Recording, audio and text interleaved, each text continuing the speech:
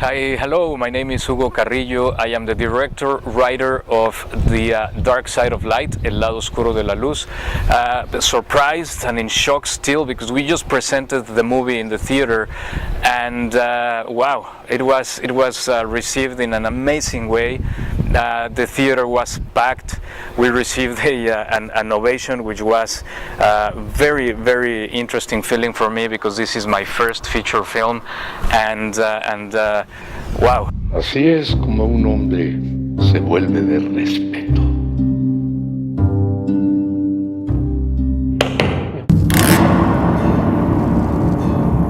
So first off, let me just tell you, I want to give you just show my appreciation for your time.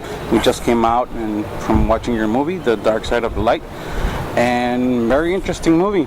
How did this come about? Well, this is the idea was taken from a theater play that I wrote, and that's what I think it makes the film interesting, because we took the real fact and converted it into a very interesting feature film. Relation between the grandfather and the grandson and that dynamic that they have in the storyline. The idea is, of course, to have a strong antagonist and, of course, a strong protagonist. And for me, it was very clear that what could detonate the dramatic juice here must be a woman. So grandfather and grandson are in love with the same lady, which is already, yes, crazy. And that's actually what happens. The old guy abuses his grandson wife, and the guy just goes crazy and starts his killing people because he's hurt emotionally. The subject matter of the movie is, in my opinion, dark, very dark, especially for a Mexican movie. I mean, you might see this kind of movie in the United States or Europe, but not in Mexico. Normally Mexico is very light in that kind of content. Mm-hmm. What made you do this kind of content for a Mexican public? As I told you before, just the idea of having a serial killer who killed in the name of God and got away with the electric chair. The guy stood up saying, "God is my partner."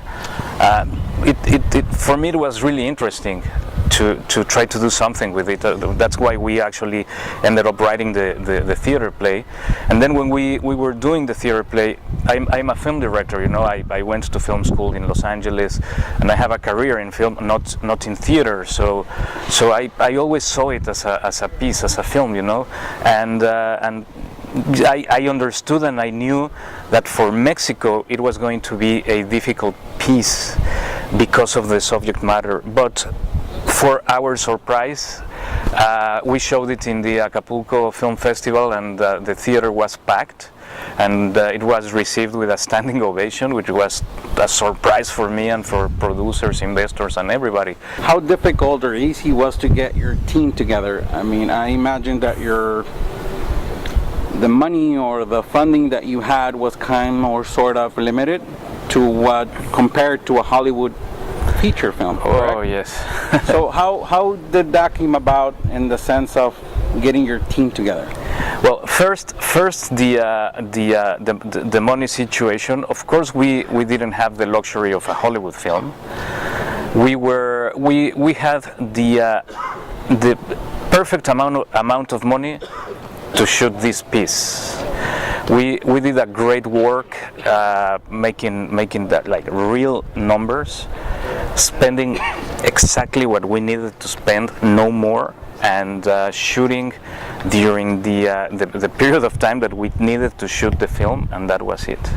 And for me to shoot a movie like this in a period of time like the time we had to shoot the movie, I needed a crew that could move fast, a crew that could create very interesting things with not economical resource, but with, with thinking, with thought.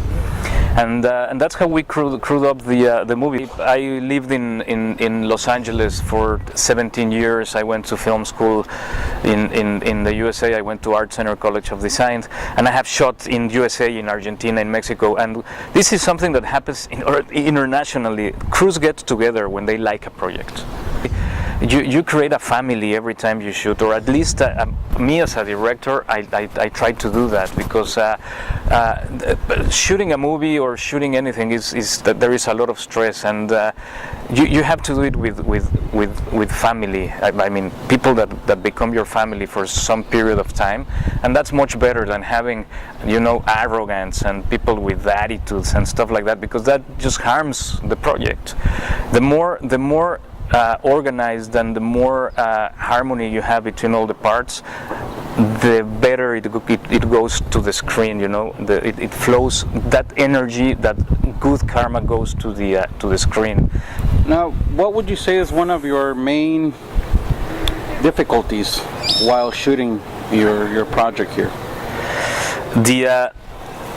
We were already 2 weeks shy of shooting, and there were some earthquakes in Mexico City, and I mean, a ton of earthquakes. It was a period in where we were having 2 or 3 earthquakes per day, and the main location that we had, it was a multi-location. It was an abandoned hotel. Some walls fell down, so the location was cancelled for us. So pretty much a safety issue. Structure. Exactly. Okay. We just couldn't get into our location anymore. 2 weeks prior of shooting the movie, so it was an incredible amount of work to redo everything in 2 weeks. I mean, rewrite the screenplay for new locations. New locations were found by the art director. The crew sticked together, and we made the movie in spite of whatever happened. We shot in storages that actually were serving us as studio. We were shooting one part of the movie here, and we just turned the camera to another part of the storage, and we were shooting towards, another set built there. And in the other storage, it was like just few meters away from us. They were building something else. So at the end of the day, it was a lot of work re-blocking scenes and everything for new locations, but I think that the result is much better than than what we could have if we have the original location. Well, that's filmmaking. You have a whole idea, you have locations, everything ready, everything is in place, and all of a sudden something happens that vanishes, and you have to restart from scratch. That's filmmaking.